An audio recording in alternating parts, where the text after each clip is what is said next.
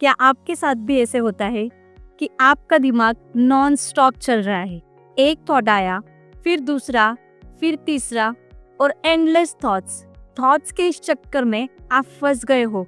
दिमाग घूम रहा है, लेकिन इससे बाहर आना आपके बस में नहीं है। सोचना गलत बात नहीं है, लेकिन same questions, same fears, same doubts और सेम नेगेटिव थिंकिंग हर बार होना विदाउट सॉल्यूशंस, ये आपके लिए हानिकारक है। विचारों के इस चक्रव्यूह में आप इस कदर फंस जाते हो कि आपके ब्रेन में ट्रैफिक जाम हो जाता है। दिमाग नॉन स्टॉप बकबक कर रहा है, लेकिन उसे शांत कैसे करें? और सिर्फ आपके दिमाग पे इसका असर नहीं है, बल्कि आपके मेंटल, फिजिकल और इमोशनल वेलबींग पर भी ये असर डालता है। आप अपनी ही सोच और अपनी जिंदगी से फ्रस्ट्रेट हो जाते हो। आपका डाइजेशन सिस्टम खराब हो जाता है, या तो आपकी भूख मिट जाती है या आप ओवर ईटिंग करने लग जाते हो। आपकी नींद खराब हो जाती है, आप काम पर फोकस नहीं कर सकते। स्ट्रेस, एंजाइटी और फाइनली डिप्रेशन। लेकिन आपको डरने की जरूरत नहीं है। आपके इस मेजर प्रॉब्लम का सॉल्यूशन इस वीडियो में है। So welcome back to my channel go getter soul, जहाँ हम पीसफुली जीना सीख रहे हैं।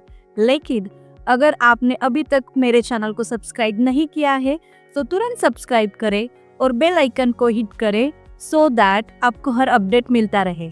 सॉल्यूशन से पहले ये समझना जरूरी है कि एक्चुअल ओवरथिंकिंग किसे कहते हैं और हम ओवरथिंक करते क्यों हैं।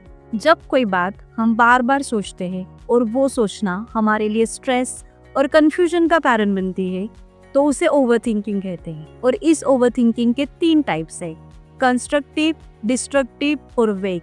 कंस्ट्रक्टिव ओवरथिंकिंग वो होती है जो हमें सॉल्यूशंस ढूंढने में मदद करती है। डिस्ट्रक्टिव ओवरथिंकिंग वो होती है जिससे हमारे थॉट्स ऐसे चलते जाते हैं कि वो हमारे स्ट्रेस, एंजाइटी, डाउट्स और फियर का कारण बनते हैं। और वेग ओवरथिंकिंग वो होती है जिसमें बस दिमाग घूम रहा है, हम किस बारे में सोच रहे हैं ये खुद को भी नहीं पता, बस डायरेक्शनलेस चले ही जाते हैं। अब सवाल ये है कि हम ओवरथिंक करते क्यों हैं? इसके कुछ रीजंस हैं, जैसे कि stress, lack of confidence, insecurities, social pressure, perfectionism, future का डर, फेलियर का डर, पास्ट के नेगेटिव एक्सपीरियंसेस, पास्ट में की हुई गलतियां, सिचुएशन कंट्रोल करने की हमारी जिद, किसी पर्सन, सिचुएशन और एक्सपीरियंस को फेस करने के लिए लगने वाला डर।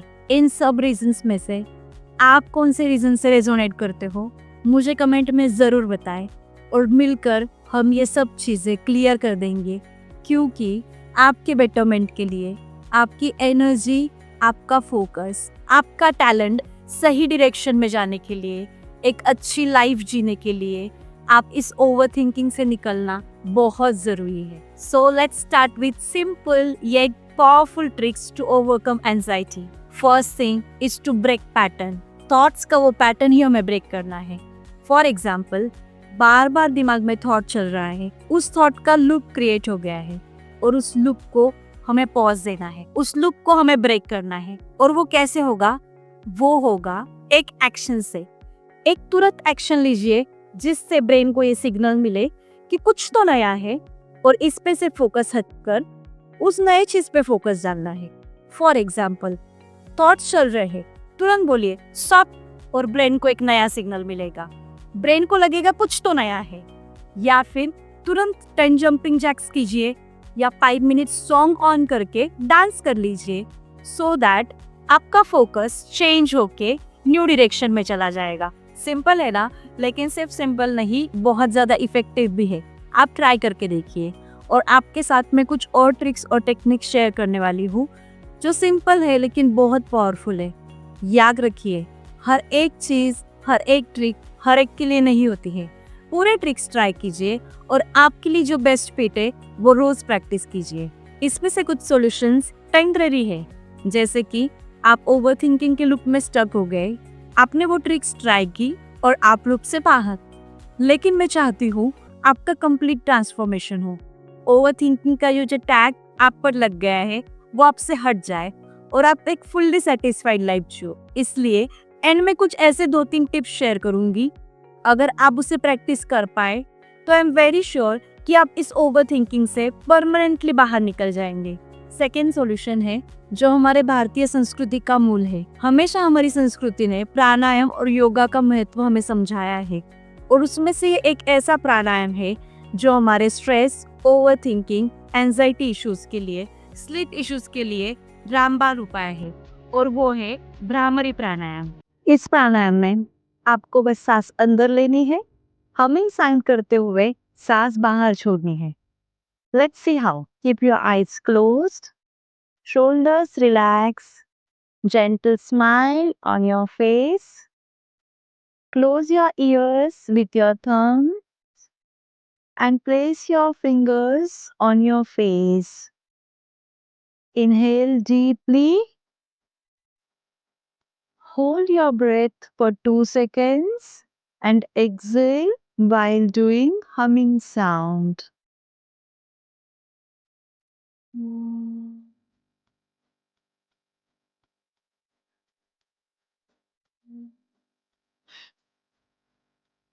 Let's try it one more time together.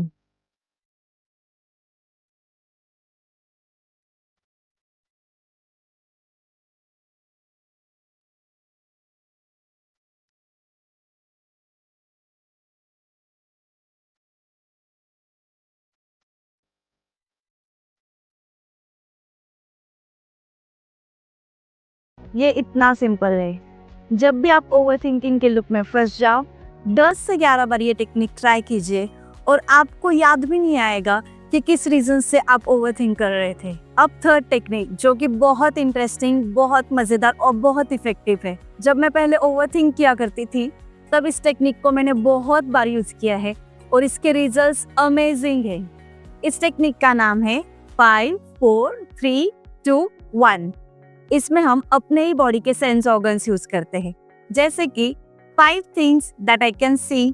अब जब मैं देख रही हूँ आजू बाजू, तो ऐसी चीजें हैं घड़ी, वॉल, सोफा, कैमरा और माइक। 4 ऐसी चीजें जो मैं सुन सकती हूँ। 4 things that I can hear, जैसे कि कुकर की सीटी, मोबाइल का पिंग साउंड, ट्रैफिक का नॉइज और घड़ी की टिक टिक। 3 ऐसी चीजें जो आप स्मेल कर सकते हो, जैसे कि अभी किचन में केक बन रहा है, उसकी खुशबू, अभी अभी बारिश हुई है, मिट्टी की स्मेल और फ्लावर का फ्रेग्रेंस।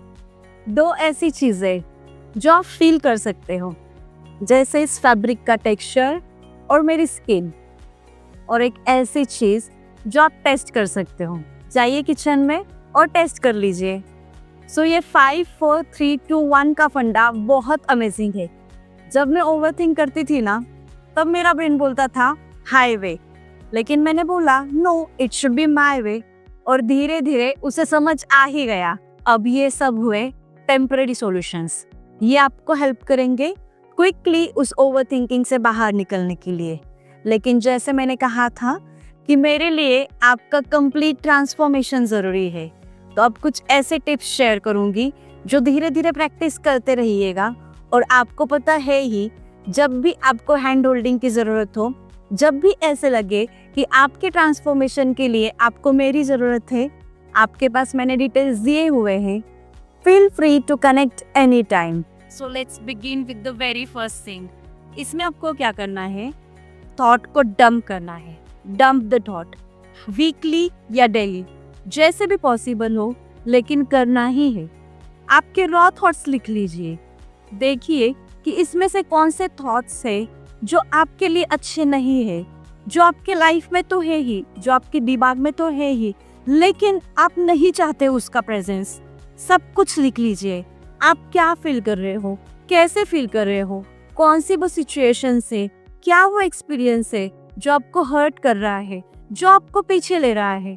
सब कुछ लिख लीजिए, उसको देखिए और फिर सोचिए आपको क्या डंप करना है। जो निगेटिव थिंकिंग है, जो निगेटिव थॉट्स है, जो निगेटिव एस्पेक्ट्स है, वो सब चीजों को लिख कर डंप कर दीजिए।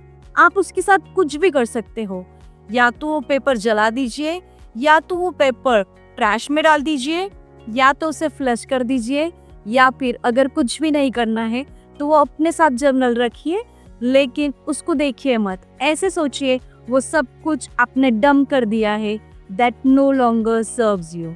और सेकेंडली, अपने मंकी माइंड को कंट्रोल करने के लिए बस 10 मिनट आराम से मेडिटेशन, या तो वो गाइडेड हो सकता है या बस बैठ के अपने सांसों पर फोकस, कुछ भी, लेकिन करना ही है।